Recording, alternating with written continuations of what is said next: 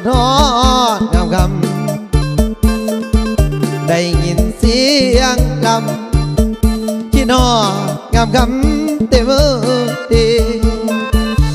มาเกินอีหลีไปเสียทุกทีทุกงานใกล้กันที่บ่อยากว่าแต่ตะวันโรงงานคนดีนางเอกหมอลำอุ่นน้อยน้องงามโซพี่ติดใจเจ้าแล้วก็ดีนางเอกหมอลำคนงามนางเอกหมอลำไอ้นี้ลงหักคนดียินเสียงนาลี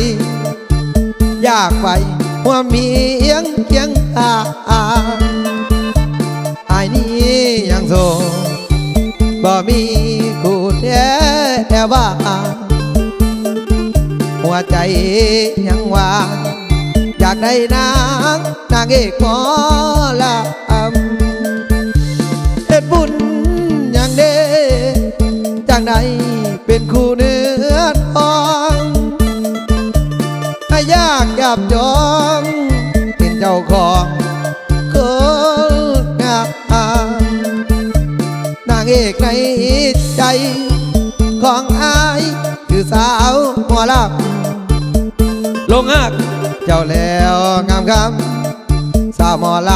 ำคนดี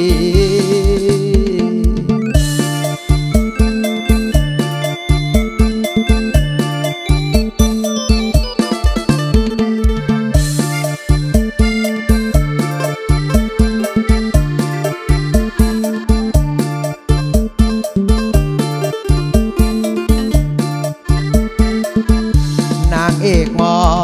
ลำไอ้นี้ลงหักคนดียินเสียงนาลีอยากไปหัวเมียงเคียงกาไอ้นี้ยังโสบ่มีคู่แอบว่าหัวใจยังว่างอยากได้นางเอกหมอลำเฮ็ดบุญอย่างเดจากใดเป็นคู่เนื้อทองอยากจับจองเป็นเจ้าของคนงามนางเอกในใจของอายคือสาวหมอลำลงหักเจ้าแล้วงามคำสาวหมอลำ